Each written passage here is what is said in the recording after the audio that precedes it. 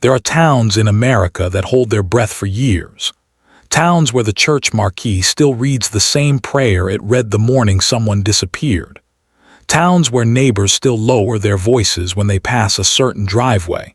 Where children who grew up hearing a name whispered across kitchen tables eventually leave for college, for work, for anywhere else.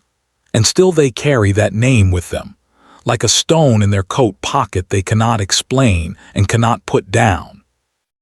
Laurel, Delaware. Population approximately 4,000 souls in the autumn of 2002. A town of flat farmland and quiet streets, of Friday night football and Sunday morning services, of people who knew each other's grandparents and expected to know each other's grandchildren.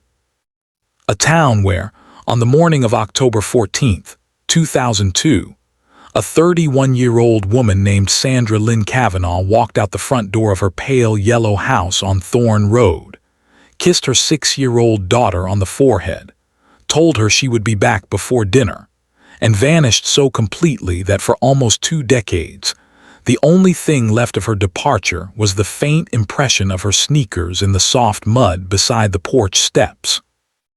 Her daughter, Emma, would turn 7 the following month. She would blow out 7 candles in a house that no longer smelled the same.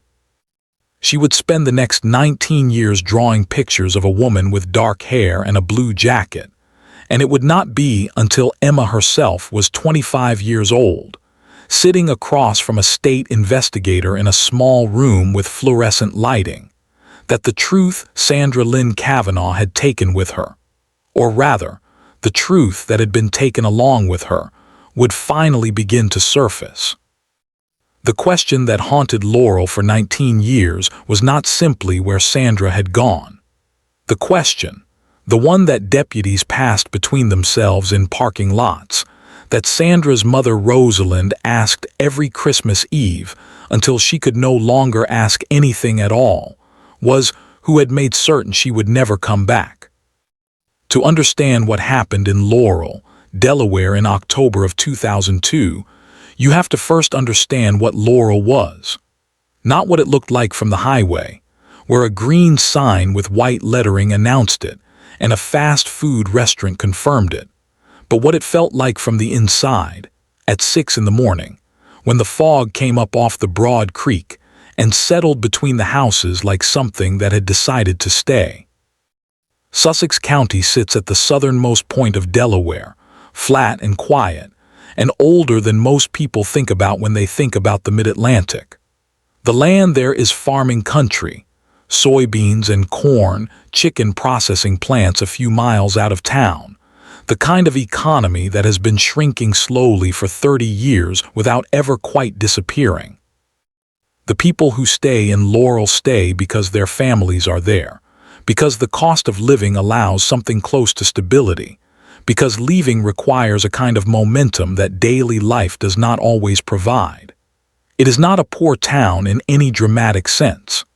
It is a surviving town, and surviving towns develop certain habits of silence, of loyalty, of looking away from things that might, if examined too closely, unsettle the whole arrangement.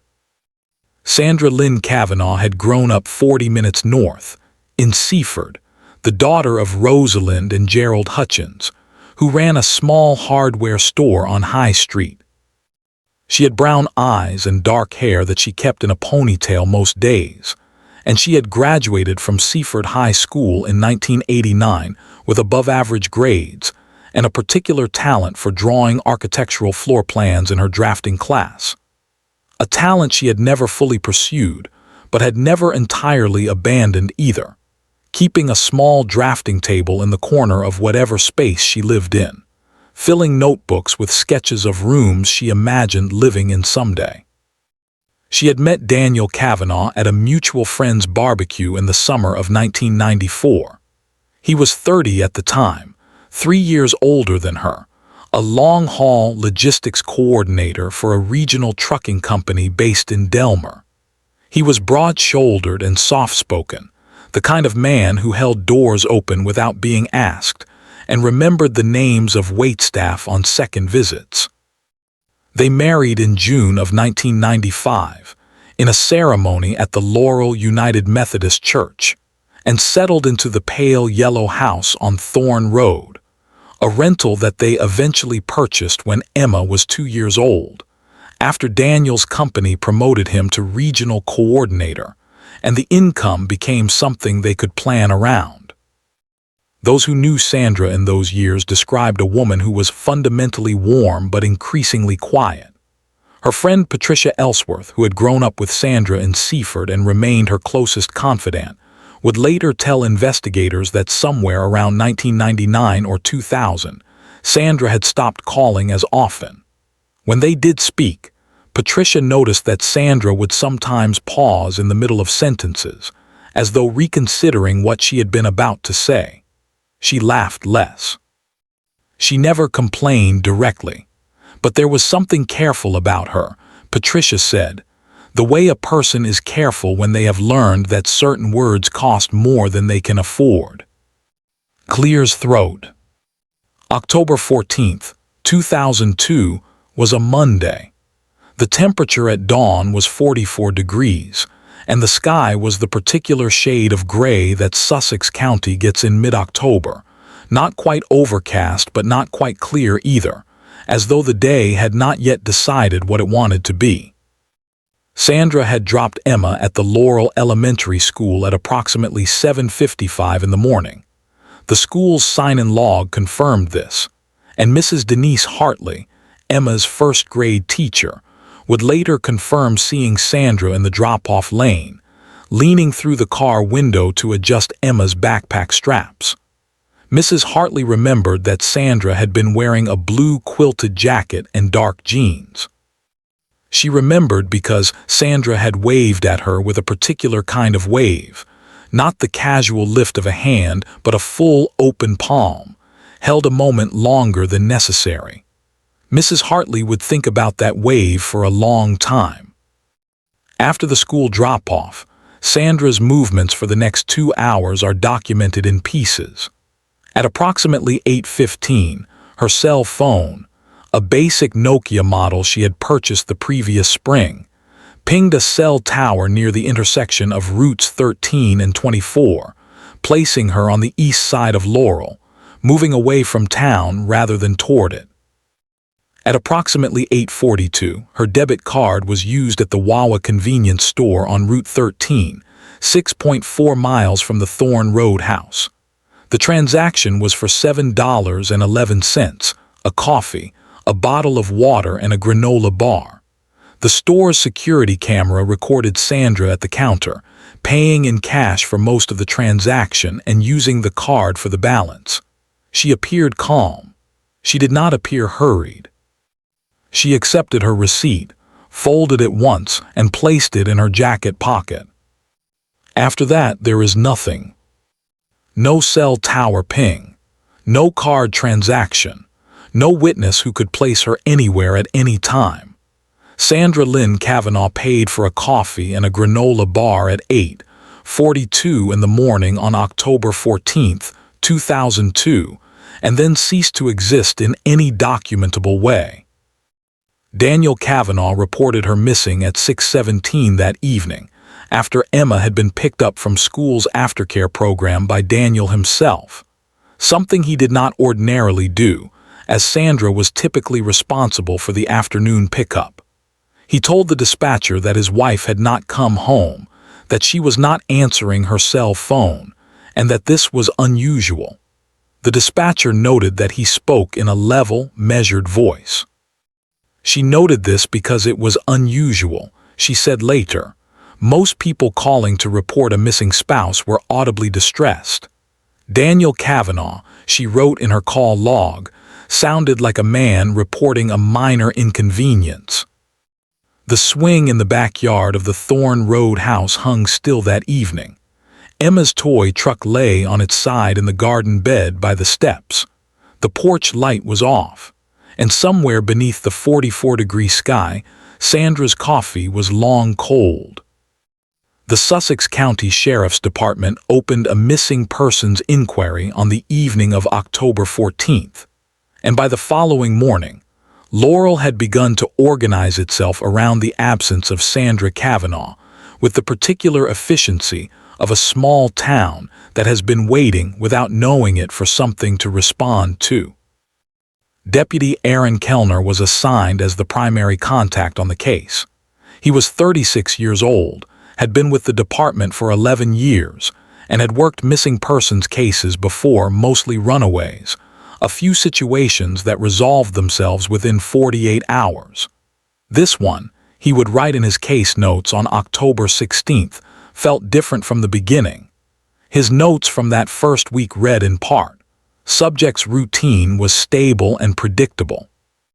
No indication of planned departure. Child left at school per normal schedule. Vehicle located at residence, undriven. No packing observed, no withdrawal of savings, no contact with family. That last detail, the vehicle, was significant. Sandra's car, a 2000 blue Honda Civic, was parked in the driveway of the Thorn Road house. If she had left voluntarily, she had left on foot or with someone else, without telling anyone, without taking a change of clothes, without touching the joint savings account that held approximately $4,000. She had left behind her daughter, her drafting notebooks, and a birthday card for Emma she had already purchased and signed, tucked into the drawer of the kitchen junk drawer, sealed in its envelope, 1 month early.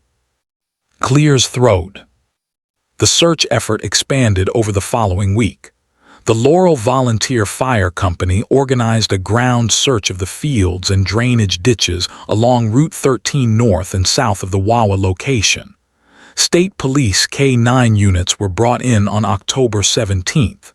Cadaver dogs were deployed, a detail that the family was not initially told about but that deputies noted in their reports. The dogs hit on nothing. The fields were quiet. The ditches held only water and dead leaves, and the ordinary debris of a county road in October. Volunteers came out. That is important to understand.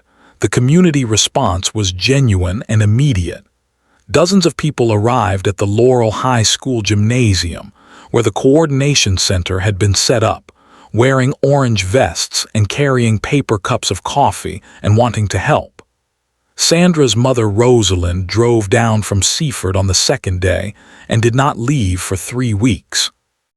She sat at a folding table near the gymnasium entrance and organized the sign-in sheets with a precision that people found both admirable and heartbreaking. The need to be useful in the face of something that was not yielding to usefulness. Daniel Cavanaugh participated in the search. He wore a fleece jacket and walked the grids with the volunteers and thanked people for coming.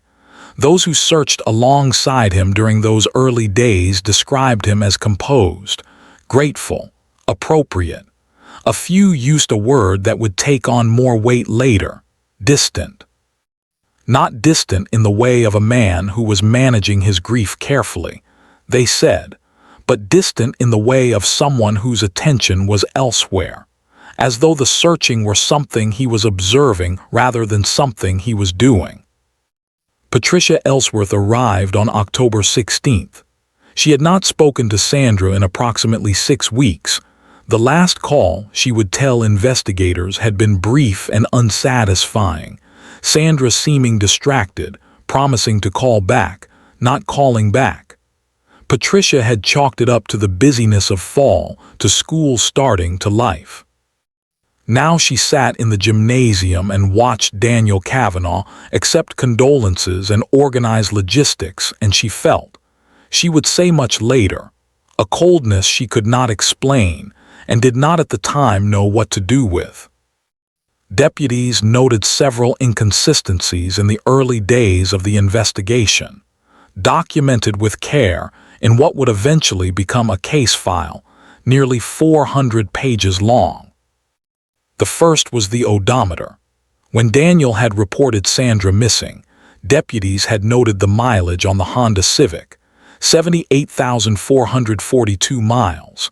A month earlier, Sandra had taken the car for an oil change at a Valvoline location in Seaford, and the service record documented the mileage at that time as 78,261. In the intervening 31 days, the car had been driven approximately 181 miles.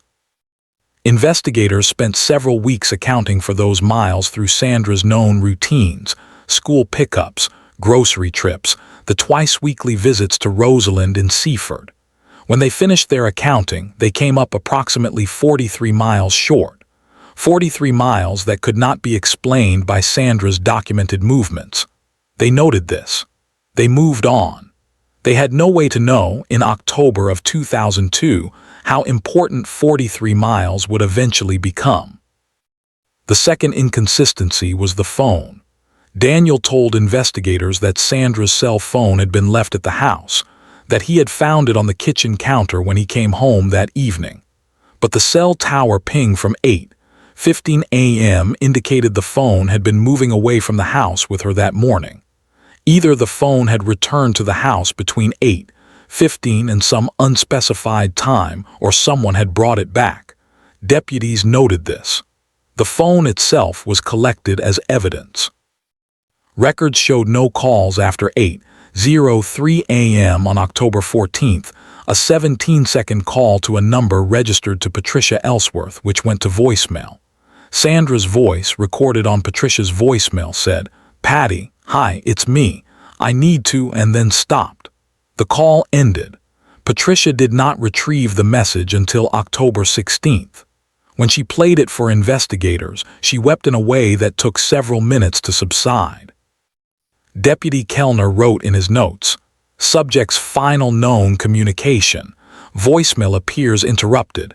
Reason for interruption unknown." Clears throat. Deputies whispered quietly to each other in the parking lot of the sheriff's department and in the margins of their case notes about Daniel Cavanaugh. They had nothing concrete.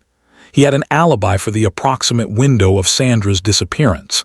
He had been at the Delaware trucking facility from 7:30 to 4:15, a span confirmed by his supervisor and by his keycard entries into the building's security system. The keycard did not lie. The supervisor was credible. And yet there were small things.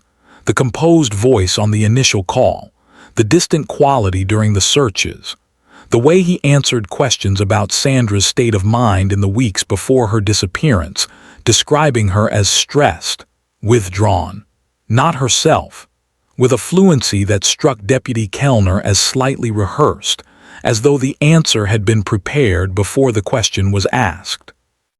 There was also the matter of what Daniel did not ask. In Kellner's experience, missing persons cases involving spouses produced a particular kind of urgent, repetitive questioning from the one left behind. Where are you looking? Have you checked this place? Have you talked to this person? Have you found anything yet? Daniel Cavanaugh asked these questions, but he asked them once each, accepted the answers, and did not return to them. He did not call the department at midnight asking for updates. He did not, as far as anyone could document, spend the sleepless hours that the situation seemed to call for in any kind of verifiable searching or reaching out. By November, the physical search had formally ended without result. No remains, no clothing, no evidence of where Sandra had gone after the Wawa on Route 13.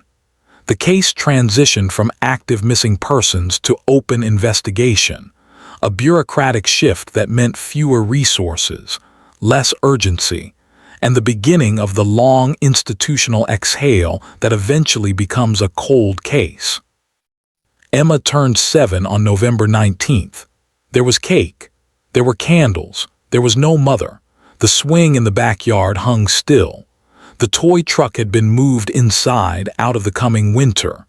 And somewhere in the Sussex County Sheriff's Department, a 400-page case file sat in a drawer, waiting for something that had not happened yet. 18 months after Sandra Cavanaugh disappeared, Daniel Cavanaugh sold the house on Thorne Road and moved with Emma to Dover, Delaware state capital, 90 miles north. He told people, neighbors, colleagues, Sandra's mother Rosalind, that Laurel had become impossible for Emma, that the reminders were everywhere, that a fresh start was what they both needed. People understood this. People said it made sense. People helped him pack boxes and load a moving truck on a cold Saturday in March of 2004. And they stood in the driveway of the pale yellow house watching the truck disappear down Thorn Road. And some of them felt relieved, and some of them felt unsettled, and most of them felt both things at once and did not know what to do with that. Clears throat. In Dover, Daniel enrolled Emma in a new school and resumed his career with the trucking company, which had a regional office near the state capitol. He joined a church. He attended parent-teacher conferences. He attended, with regularity and what appeared to be sincerity, a grief support group for widowers and single parents at the Dover Community Center. Though Sandra had never been declared legally deceased, the group's facilitator had made an exception given the circumstances. He was, by all accounts that would eventually be gathered, a model of quiet recovery, a father doing his best, a man who had suffered and was continuing to suffer, but was not allowing that suffering to prevent him from raising his daughter with stability and care. Emma grew. She was a serious child, quiet in the way that children who have absorbed adult grief without fully understanding it tend to be quiet. She was good at school, particularly at mathematics. She kept a box under her bed, a shoe box with a rubber band around it, that held the drawings she had made of her mother over the years: dark hair, blue jacket, open palm raised in a wave. Emma knew, in the way that children know things before they have the words for them, that her mother's disappearance was a subject she was not supposed to press too hard. She tried twice before the age of 10. The first time, when she was 8, she asked Daniel what had happened to her mother. He had told her that her mother had gone away and that they did not know why. Emma had asked if her mother was coming back. Daniel had said he did not know. Emma had not asked again for 2 years. The second time, when she was 10, she had found one of Sandra's drafting notebooks in a box in the closet. A notebook full of sketched floor plans and margin doodles in one page, near the back, covered in handwriting that Emma could not fully decipher, but that contained, in letters larger than the rest, the words, "I am afraid." She brought the notebook to Daniel. He had taken it from her gently, thanked her for finding it, placed it on a high shelf. And that evening, when Emma had gone to bed, she heard him on the phone with someone, speaking in a low voice she could not make out. She did not ask about her mother again until she was 23. For those who have ever doubted someone they love, who have held a suspicion that had no shape, that could not be spoken aloud because speaking it would require a certainty that wasn't there, and would require consequences that the heart was not yet ready for. For those people, the years that followed Sandra Cavanaugh's disappearance may be recognizable in a particular way. Rosalind Hutchins, Sandra's mother, lived those years in a state she would describe to investigators as suspended. She could not mourn properly because mourning requires an ending, and there was no ending. She could not accuse properly because accusing requires evidence, and there was no evidence. She could not let go because letting go felt like abandonment, and abandonment was the one thing she refused to commit against her daughter. She kept a binder. People who came to visit Rosalind at her house in Seaford. Her husband Gerald had passed in 2006, a heart failure that his doctor attributed to physical causes and that his wife attributed to grief. They would notice the binder on the kitchen table, a blue 3-ring binder with a label on the front that read Sandra and a date. Inside were copies of news articles, photocopies of flyers, printouts of emails she had sent to the Sussex County Sheriff's Department and to the Delaware State Police, and eventually to a nonprofit organization called the Center for Lost and Unidentified Persons that operated out of Wilmington. The replies she received were polite. They acknowledged the difficulty. They promised ongoing attention. They did not produce anything new. Clears throat. Daniel Cavanaugh remarried in 2009. Her name was Christine, a dental hygienist he had met at a church social in Dover. By most external measures, the marriage was functional. They shared a house, raised Emma together, attended events, took vacations. Those who knew them described Christine as warm but occasionally uncertain in her warmth, as though she were performing a role she had not fully rehearsed. She and Daniel divorced in 2014, 5 years into the marriage. Christine would later tell investigators, after the arrest, when investigators came to her, that she had spent 5 years feeling as though she were living adjacent to something she was not allowed to see clearly. She could not be specific about what she meant. She said she had dreams in those years of a house with locked rooms.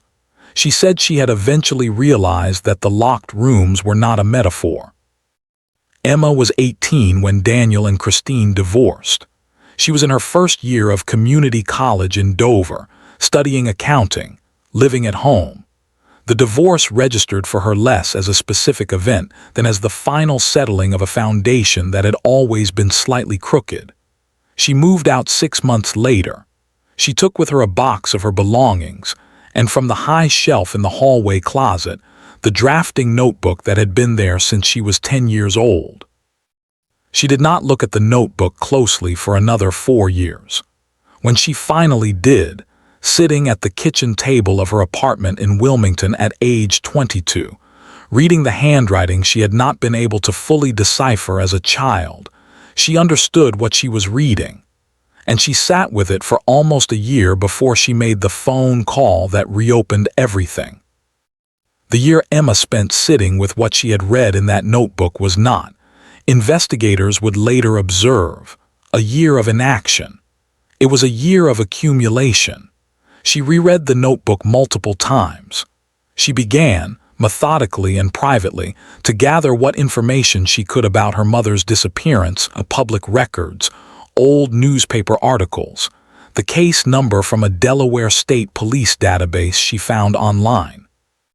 She contacted Patricia Ellsworth, who had moved to Maryland but who responded to Emma's message within an hour with a phone number and the words, "I have been waiting for you to call for a very long time." Patricia and Emma spoke for 3 hours. Patricia told Emma everything she had told investigators in 2002 and several things she had not. She told Emma about Sandra's increasing quietness in the months before she disappeared. She told Emma about a conversation they had had in August of 2002, 6 weeks before Sandra's last call, in which Sandra had said, and Patricia was careful about the wording, she said she had replayed it so many times it had worn grooves in her memory. She had said, "If something happens to me, I need you to remember that I was not unhappy. I need you to remember that." Emma listened to this in silence. Then she asked Patricia if she had ever told investigators about that statement. Patricia said she had. She had reported it in October of 2002. It was in the file. Clears throat. New evidence does not always arrive as a dramatic revelation.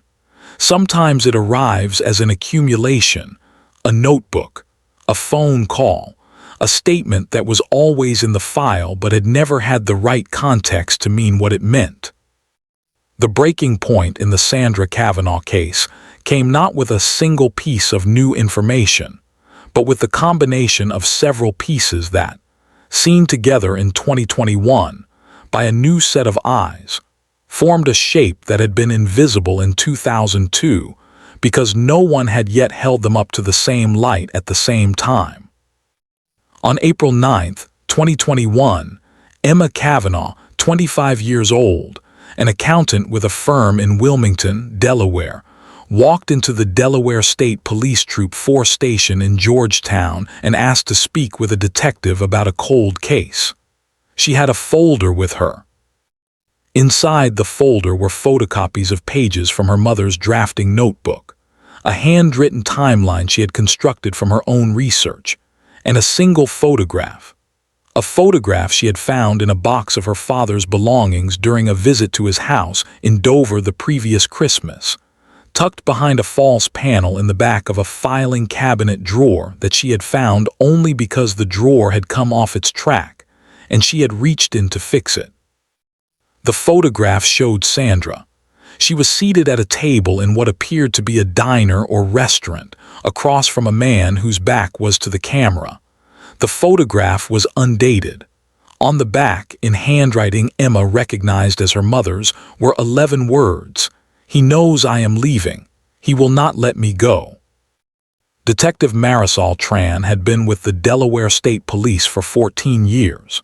She had been assigned to a cold case review unit established in 2018, a 3-person team tasked with re-examining cases that had gone inactive, but that met specific criteria suggesting they might be solvable with modern forensic tools or techniques. The Sandra Cavanaugh case had sat in their review queue since January of 2020. Detective Tran had read the original file. She had noted the odometer discrepancy. She had noted the voicemail. She had made a preliminary assessment that the case warranted closer attention. She had not yet had the time or the specific trigger to move it to active review. Emma Cavanaugh provided the trigger. Detective Tran sat with Emma for 4 hours on April 9th. She recorded the conversation with Emma's consent. In her summary report, filed the following day, she wrote, "Subject provided photograph and documentary materials suggesting prior knowledge of an interpersonal threat. Subject's account of finding materials is credible and consistent. Subject's emotional state throughout interview was controlled but genuine. The photograph, if authenticated, significantly changes the evidentiary picture." The photograph was sent to the Delaware State Police Forensic Laboratory for authentication. The processing took 11 days. The laboratory's analysis, completed on April 20th, 2021, confirmed that the photograph had been taken on standard 35mm film and developed at a commercial processing facility. The chemical composition of the photographic paper and the specific emulsion characteristics were consistent with processing from between 1998 and 2004. The image had not been digitally altered. The handwriting on the reverse was submitted for comparison against known samples of Sandra Cavanaugh's handwriting from the original case file. The match was confirmed to a high degree of probability. Clears throat. On May 3, 2021, Detective Tran formally reopened the Sandra Cavanaugh case, registering it as an active homicide investigation. She did not use the word homicide with Emma. She told Emma that the case was being actively reviewed and that she would be in contact. Emma thanked her, stood, and shook her hand with a firmness that Detective Tran noted in her report as remarkable. The handshake, she wrote, of someone who had been preparing for this moment for a long time and intended to hold on. The investigation that followed over the next 8 months involved the Delaware State Police Cold Case Unit, the Sussex County Sheriff's Department, and a forensic consultant retained from the University of Delaware whose specialty was the reconstruction of historical physical evidence. 3 parallel tracks ran simultaneously. The first track was the forensic re-examination of the original evidence, Sandra's cell phone, the items collected from the Thorn Road house in 2002, soil samples from the search area that had been preserved according to protocol and stored in the Sussex County Evidence Facility for 19 years. Modern DNA extraction techniques had advanced significantly since 2002. Several items that had yielded no usable genetic material in the original investigation were now retested. The Nokia cell phone produced a DNA profile from a partial contact point on the exterior of the device, not Sandra's. The profile was entered into the national database. No match was returned immediately, but the profile existed now in a way it had not before. The second track was the odometer discrepancy. Detective Tran pulled records with a thoroughness that the original investigation, under time and resource pressure, had not been able to apply. She cross-referenced Daniel Cavanaugh's keycard entries at the Delaware trucking facility for every day in September and October of 2002, his company-issued fuel card records, and the cell tower data for Sandra's phone during the same period. The keycard confirmed his presence at the facility during the window of Sandra's disappearance, but it also revealed something the original investigators had not been positioned to examine. On September 28, 2002, 16 days before Sandra's disappearance, Daniel Cavanaugh had left the facility at 11:47 a.m., returned at 4:22 p.m., and his fuel card showed a fill-up at a station on Route 9 near Bridgeville, Delaware, at 12:33 p.m. Route 9 near Bridgeville put him approximately 12 miles from a property that further investigation revealed he had purchased, in cash, through a private land transaction, in August of 2001, under an LLC registered in the name of a former college roommate who, when contacted by investigators in July of 2021, stated that he had allowed Daniel to use his name for the transaction as a favor and had not thought about it since. The property was 4.2 acres of wooded land in a rural area of Dorchester County, Maryland, across the state line from Sussex County, Delaware. It had no structure. It had not been maintained. The LLC had never filed taxes. No one had formally visited the property in any documented capacity since its purchase. Investigators from the Delaware State Police, working in coordination with the Maryland State Police, executed a search warrant on the Dorchester County property on August 12, 2021. The search team consisted of 12 people, including cadaver dog handlers and a forensic archaeologist. Clears throat. The search lasted 9 hours. At approximately 3:20 in the afternoon, in a shallow depression beneath a stand of loblolly pines approximately 200 meters from the property's western boundary, cadaver dogs alerted. Ground-penetrating radar confirmed an anomaly approximately 18 inches below the surface. The forensic archaeologist directed the careful excavation of the site. What was recovered that afternoon was partial. Bone fragments, degraded significantly over 19 years. Personal effects, a fragment of blue quilted fabric consistent with a quilted jacket, a small metal clasp from a style of necklace that Sandra's mother Rosalind identified from photographs as one she had given Sandra for her birthday in 1998. A Nokia cell phone case, not the phone itself, but the case matching the model Sandra had used. These items were bagged, cataloged, and transported to the Maryland State Police Forensic Laboratory. DNA analysis of the bone fragments, conducted against a sample provided by Rosalind Hutchins, produced a familial match consistent with Sandra Lynn Cavanaugh. The finding was made official on September 4, 2021, 19 years and nearly 20 days after Sandra had paid for a coffee and a granola bar at a Wawa on Route 13 and disappeared. She was found. Rosalind Hutchins was called by Detective Tran on the morning of September 4th. Rosalind was 78 years old. She lived alone in Seaford. She received the call at her kitchen table where she had been eating toast. She listened. She said, "Was she alone out there all this time?" Detective Tran said she did not know how long the remains had been there. Rosalind was quiet for a long moment.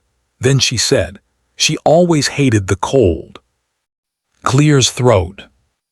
Daniel Cavanaugh was placed under surveillance beginning September 5, 2021. He was still living in Dover, now 59 years old, semi-retired from the trucking industry. He had a new apartment.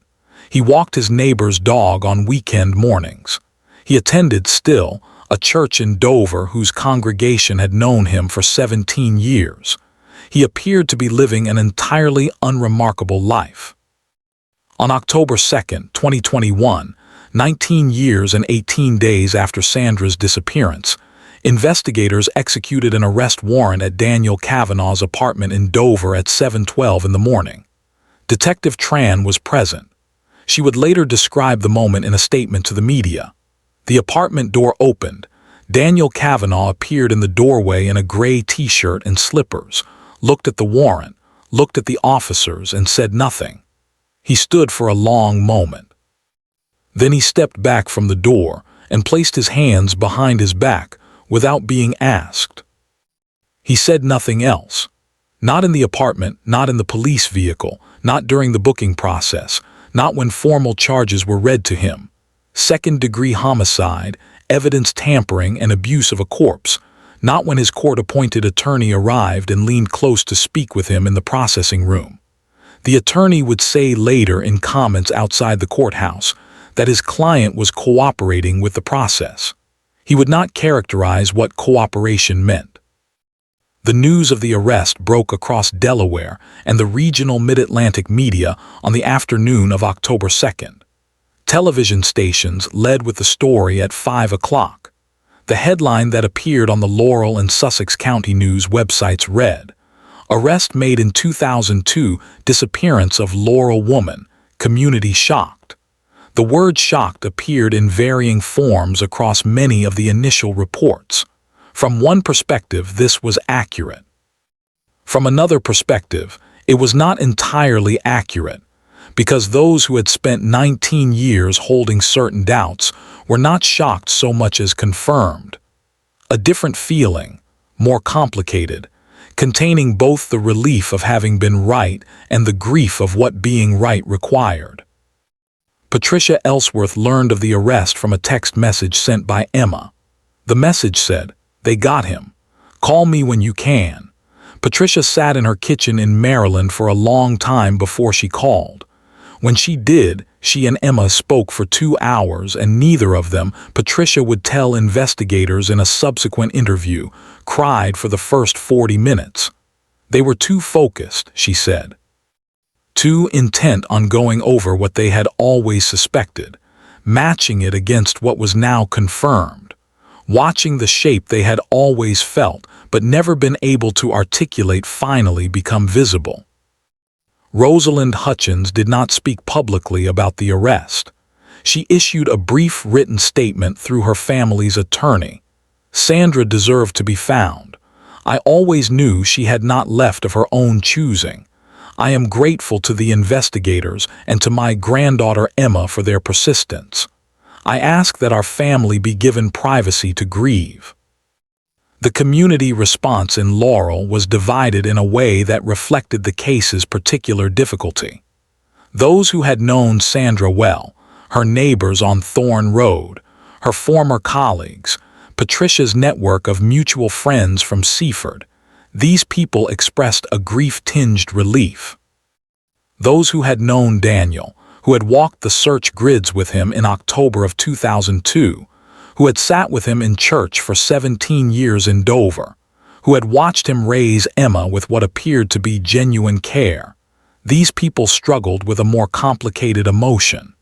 Several described feeling as though the ground had shifted beneath a structure they had been standing on for decades. One of Daniel's Dover neighbors, who asked not to be named, told a reporter, "He was the one who made coffee at the neighborhood watch meetings. That's not someone you expect to be arrested for anything." Clears throat. This is the nature of these cases.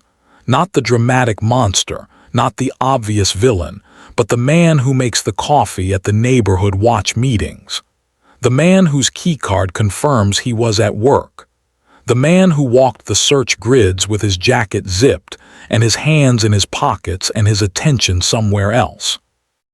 Daniel Cavanaugh's preliminary hearing was held on October 19, 2021, at the Kent County Superior Court in Dover.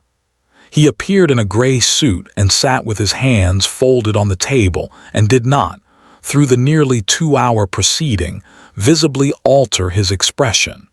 He entered a not guilty plea. He was remanded without bail based on a finding that the nature of the charges and the evidence of premeditation, specifically the purchase of the Dorchester County property through an LLC 14 months before Sandra's disappearance, constituted an unacceptable flight risk. The trial date was set for the spring of 2022. Emma Cavanaugh sat in the gallery during the preliminary hearing. She wore a gray blazer and held a single piece of paper in her hands. Investigators who noticed it said it appeared to be a drawing, rendered in pencil, of a woman with dark hair and a blue jacket and one hand raised in an open palm wave. She did not speak during the hearing. She did not look at her father. When the proceeding ended and Daniel was led from the courtroom, Emma stood up with the same controlled steadiness she had shown in Detective Tran's office 6 months earlier and walked out through the courtroom doors into a hallway where Patricia Ellsworth was waiting. They embraced in the fluorescent light of the Kent County Courthouse corridor for a long moment without speaking.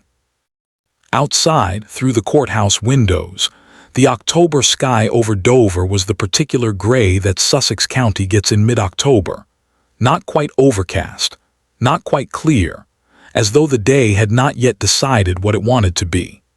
The same sky it had been, 130 miles south and 19 years ago, on the morning Sandra Lynn Cavanaugh had kissed her daughter's forehead and walked out the front door and was not seen again.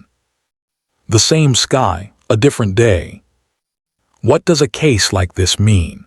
Not in the legal sense, not in the sense of statutes and charges and verdicts, but in the sense of what it reveals about the places we live, and the people we live alongside, and the ways we learn to look away from things that disturb us.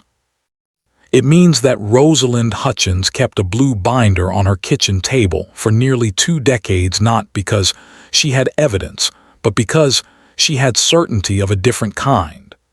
The kind that lives in the body before it lives in the mind, the kind that no keycard alibi can fully extinguish. It means that Patricia Ellsworth has replayed a 17-second voicemail message in her memory so many times that she can hear the exact quality of Sandra's voice. The hesitation, the thing she was about to say before she stopped, and that she will hear it probably for the rest of her life. It means that Emma Cavanaugh, who spent her childhood drawing pictures of a woman with dark hair and a blue jacket, grew up and became the one who opened the drawer that had been shut for 19 years. It means that truth is not always punctual, but it is. This case is evidence of this, carefully and painstakingly. It is often persistent. Clears throat. Sandra Lynn Cavanaugh was 31 years old. She was good at drawing architectural floor plans. She called her best friend and said, "I need to," and then the line went quiet. She bought a birthday card for her daughter 1 month early. She kept a drafting table in the corner of whatever space she lived in, filling notebooks with sketches of rooms she imagined living in someday. She deserved those rooms. She deserved more Octobers. The swing hung still. The toy truck lay on its side. And somewhere in a Maryland wood, beneath a stand of loblolly pines, a piece of blue quilted fabric waited 19 years in the cold for someone to come and say her name. Her name was Sandra.